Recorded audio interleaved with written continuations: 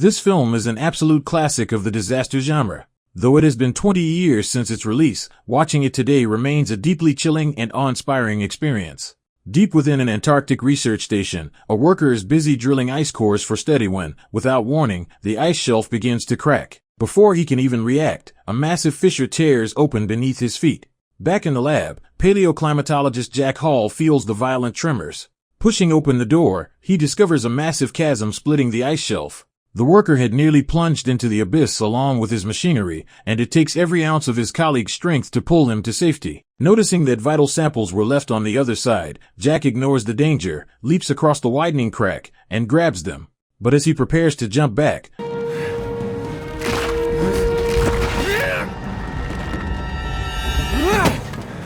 the ice beneath him collapses instantly. With lightning-fast reflexes, he plunges his ice axe into the ice wall, barely saving his own life as the entire Antarctic shelf splits in two. Shortly after, a United Nations Emergency Summit on Global Warming is convened. Jack argues that global warming is causing glaciers to melt at an unprecedented rate. This influx of fresh water will slow down the ocean currents that regulate the Earth's climate. Once these currents stall completely, the planet will be plunged into a new ice age. While Jack estimates this might normally take a century or even a millennium, he warns that without immediate action, future generations will face catastrophic consequences. The vice president, sitting in the audience, dismisses the warning with utter contempt. Yet, no one expected the consequences of climate change to strike with such terrifying ferocity. Soon after, researchers at a climate center in Scotland discover that sea surface buoys are recording a 13-degree drop in ocean temperature in a matter of hours. The researcher initially assumes it's equipment malfunction, as the buoy is located in an area with notoriously harsh conditions. Meanwhile, on the streets of Tokyo, police cars are crushed by massive chunks of ice falling from the sky.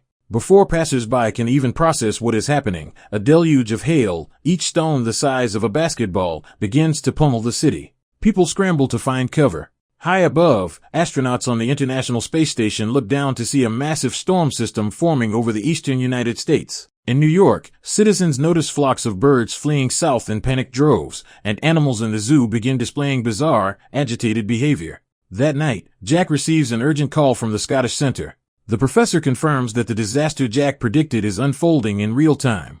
It's not a mechanical error. All 4 buoys across the North Atlantic are reporting the same drastic temperature plunge. Simultaneously, massive hailstorms batter the coast of Los Angeles, followed quickly by a series of monstrous tornadoes.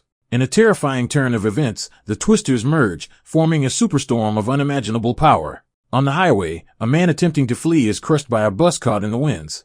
A news reporter broadcasting from the scene is struck by flying debris and silenced in an instant. The entire city is plunged into chaos. When the storm finally passes, a custodian opens a door to find the adjacent room gone. Half of the building has simply been sheared away. With weather conditions deteriorating, all flights across the U.S. are grounded. Scientists meet in emergency sessions but remain baffled by the cause. Some suggest solar activity, but Jack quickly refutes this, insisting it is the collapse of the ocean circulation system. The currents depend on a delicate balance of salt and fresh water. The massive melting of polar ice has flooded the ocean with fresh water, shattering that equilibrium. Jack feels a dark premonition. This is only the beginning. As a veteran paleoclimatologist, Jack uses a supercomputer to run his climate models. After 24 hours of intense computation, the team arrives at a terrifying conclusion. In the next month, the global climate will undergo a violent and irreversible shift. Jack attempts to warn the vice president again, but the politician remains unconvinced. Only days ago, Jack said this wouldn't happen for 100 years. Now, he's asking to evaluate half the country. The VP views it as absolute nonsense. On the other side of the globe, tragedy strikes. A fleet of military helicopters patrolling England is swallowed by a wall of clouds.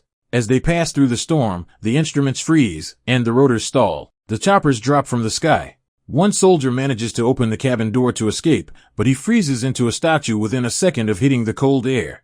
After learning of the crash, Jack reconstructs the thermal circulation model. He realizes with horror that the superstorms are pulling deep freeze air from the upper troposphere directly down to the surface. Because the air is sinking so rapidly, it doesn't have time to warm up. Similar superstorms are forming over northern Canada and Siberia. According to the latest data, this weather system will reshape the Earth's face. Within 10 days, the entire northern hemisphere will be locked in a new ice age. Back in New York, torrential rain causes the city's drainage systems to fail. Streets flood, traffic grinds to a halt, and panicked citizens are left wandering without a plan.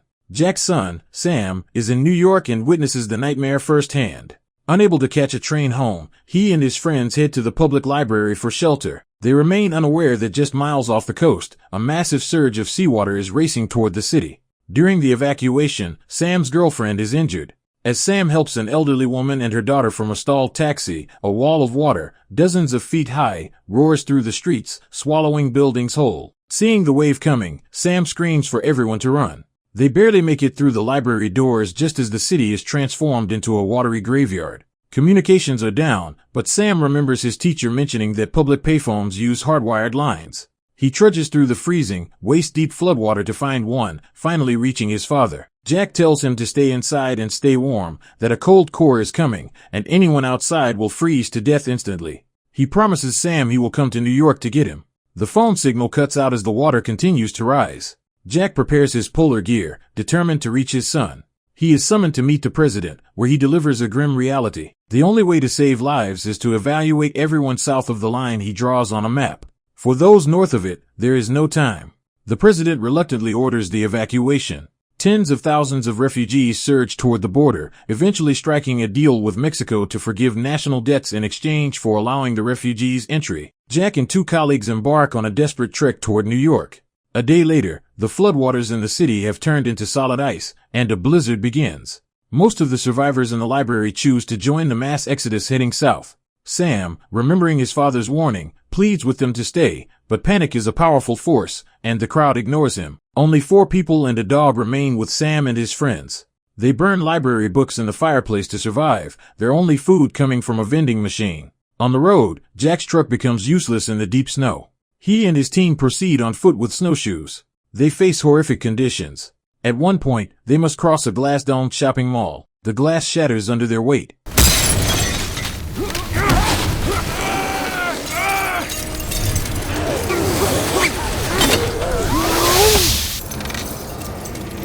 In a heroic act, one of Jack's teammates cuts his own safety line to prevent the others from falling with him into the abyss.